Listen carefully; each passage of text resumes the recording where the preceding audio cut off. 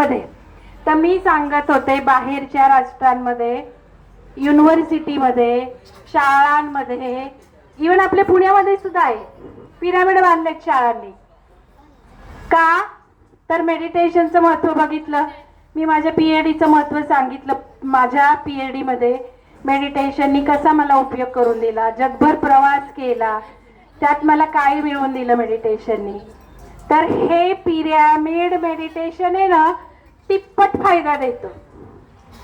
म्हणजे आता आपण 5 मिनिटं ध्यान केलं काय आणि हे पिरॅमिड डोक्यावर ठेवून केलं काय, याच्यात खूप फरक आहे.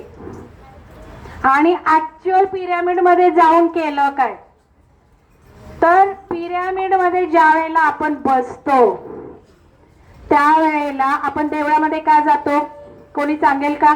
देवळात का जातो? देवळात आपण देवाचे आशीर्वाद घेतो, बरोबर.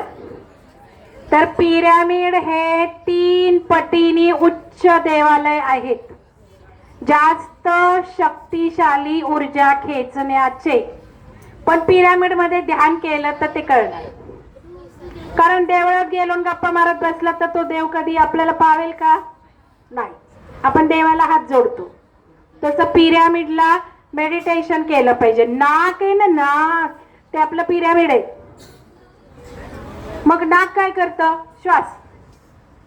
श्वास नसेल, नाक नसेल तर आपण जगू का? आपलं शव होईल, शव. मग नाक हे ब्रह्मांडातनं ऑक्सिजन खेचून आणून देतो, प्राण देतो आपल्याला. नाक नसेल, श्वास नसेल तर आपला प्राणच गायब होईल. मग हे पिरॅमिड पृथ्वीचं, आपल्या प्लॅनेटचे नाक आहेत. बघा, पर्वत बघा, टेकड्या बघा, हे सगळे नॅचरल नैसर्गिक पिरॅमिड आहेत. कोरोनामध्ये काय झालं? ऑक्सिजन सिलेंडर लागले, ऑक्सिजन कमी पडलं. आज जर हे पिरॅमिड निसर्गात नसतील ना, पर्वत टेकड्या, तर जीवसृष्टीच राहणार नाही, झाडं राहणार नाहीत, आपण राहणार नाही. म्हणजे चराचरातील जीवांना, मनुष्य असू देत, वनस्पती असू देत, कीटक असू देत, मासे असू देत, कोणालाही असू देत, जीवशक्ती हे पिरॅमिड देतात. तेच पिरॅमिड हे आज बांधायची वेळ आली आहे.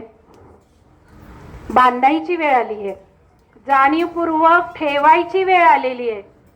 घरामध्ये ठेवा, डोक्यावर ठेवा, कारण सगळे काही बांधू शकणार आहेत का?